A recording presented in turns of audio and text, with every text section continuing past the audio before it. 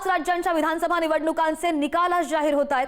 पश्चिम बंगाल, तामिळनाडू, केरळ, आसाम आणि पुद्दुचेरी या विधानसभा निवडणुकांचे निकाल आज लागत आहेत। त्यामुळे मिनी लोकसभा असं सुद्धा याकडे पाहिलं जात आहे। एप्रिल महिन्यामध्ये पार पडलेल्या मतदानानंतर आता संपूर्ण देशाचं लक्ष लागलंय ते म्हणजे आजच्या मतमोजणीकडे। त्यातही सर्वाधिक लक्ष बंगालच्या निवडणुकीवर असणार आहे। सकाळी 8 वाजल्यापासून 20 मिनिटांमध्ये मतमोजणीला सुरुवात होईल। दुपारी 12 वाजेपर्यंत बहुतांश राज्यांचे कल सुद्धा स्पष्ट होणार आहेत आणि या निकालांचा परिणाम आगामी राष्ट्रीय राजकारणावर आणि केंद्रातील सत्ता समीकरणांवरही पडण्याची शक्यता वर्तवली जाते। ममता बॅनर्जी, एम.के. स्टॅलिन आणि हिमंता बिस्वा शर्मा यांच्यासारख्या दिग्गज नेत्यांच्या भविष्याचा फैसला आजच्या निकालांवर अवलंबून आहे।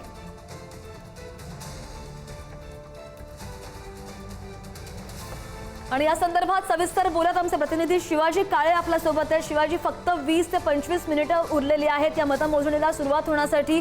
निवडणुकांच्या मतमोजणीच्या तोंडावर होणारे आरोप प्रत्यारोप असू देत किंवा मग ममता बॅनर्जींचं ट्विट असू देत, भाजपने केलेला आरोप असू देत, या सगळ्याचा कसा परिणाम होताना दिसेल आत्ताच्या निवडणुकांवर किंवा मग मतमोजणी जी सुरू आहे, एकंदरीत वातावरण काय सध्या दिसतंय? श्रद्धा, अलीकडच्या काळामध्ये आपण जर पाहिलं, सर्व राज्यांच्या निवडणुका ज्या झालेल्या आहेत त्याच्यामध्ये एक ट्रेंड पाहायला मिळतो, तो म्हणजे लाडकी बहीण, लाडली बहिणा, या सगळे ट्रेंड आपल्याला पाहायला मिळाले।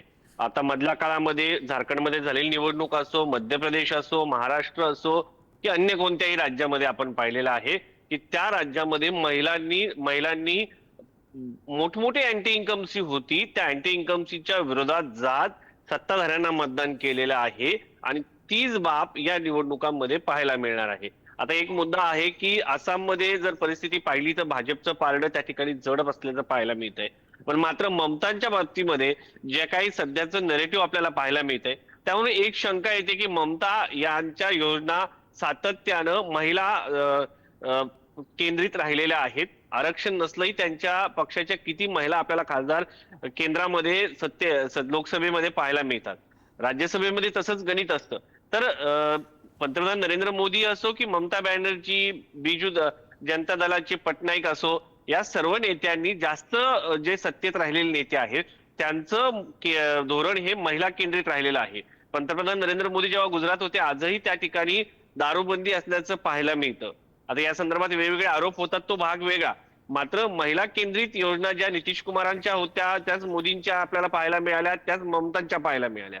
आता ममतांच्या वरती जो प्रश्नचिन्ह उपस्थित केलं जात आहे तर त्याच्यामध्ये भाजपचं पारडं SIR मुळे एक जड होऊ शकतं।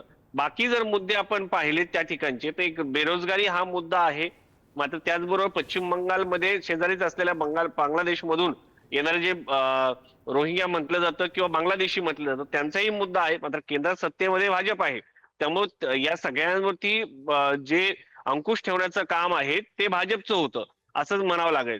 त्यामुळं ममताच्या विरोधात भलेही अँटी इन्कमसी आहे, भाजपने वातावरण तयार केलेलं आहे, मात्र ममता भाजप जसं लढतं साम दाम दंड भेद घेऊन त्याच पद्धतीने ममता ह्या साम दाम दंड भेद ग्राउंड झिरो वरती येऊन लढताना पाहायला मिळत आहे।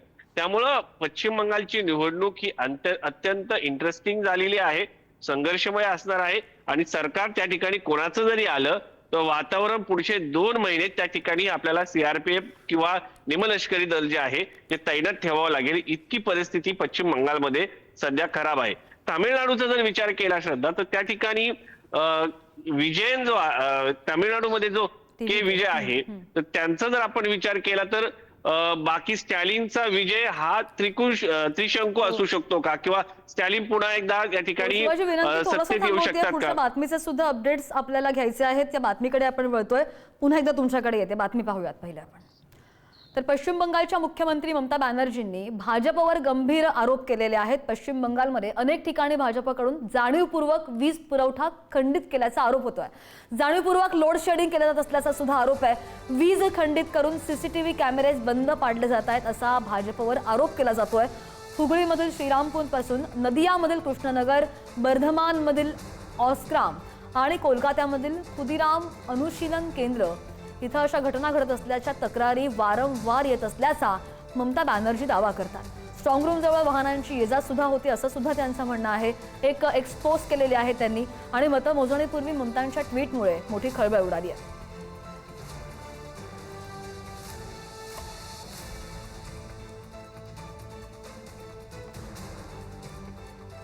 त्यामुळे जाणीवपूर्वक लोडशेडिंग केलं जात आहे असं सुद्धा ममताने ट्विट केलेलं आहे। या संदर्भात पुन्हा एकदा जाऊयात बोलण्यासाठी आमचे प्रतिनिधी शिवाजी काळे आपल्यासोबत आहेत। शिवाजी, जसं मगाशी मी म्हटलं की फक्त काही मिनिटं शिल्लक असताना मतमोजणीच्या तोंडावर हे सगळे आरोप प्रत्यारोप होऊन एकच खळबळ तर उडालेलीच आहे, मात्र आता मतदारांमध्ये कशा प्रकारचा गोंधळ पाहायला मिळतोय, एक संभ्रमाचं वातावरण असेल? जर आपण पश्चिम बंगालचं उदाहरण म्हणून पाहिलं तर सध्याची परिस्थिती आपण पहा अत्यंत तीव्र टोकाला गेलेली पाहायला मिळते। कोणी आरे केलं तर इकडच्या बाजूने कार्य होताना पाहायला मिळते।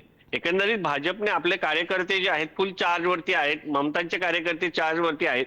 त्यामुळं आता परिस्थिती अशी आहे की थोडी जरी नैसर्गिक जरी घटना घडली तर त्याला भाजप किंवा पश्चिम बंगालमध्ये ममता जबाबदार आहे अशी परिस्थिती त्या ठिकाणी आहे। म्हणजे पूर्वी महाराष्ट्रामध्ये काही घडलं तर शरद पवार जबाबदार आहे असं जे काय म्हटलं जायचं, तशा पद्धतीने हे दोन्ही पक्ष एकमेकांवरती आरोप करताना पाहायला मिळत आहेत। अशी परिस्थिती पाहायला मिळते। सकाळी आपण पाहिलं असेल की भवानीपूरमध्ये दोन्ही बाजूंचे कार्यकर्ते भिडल्याचं आपल्याला पाहायला मिळालं।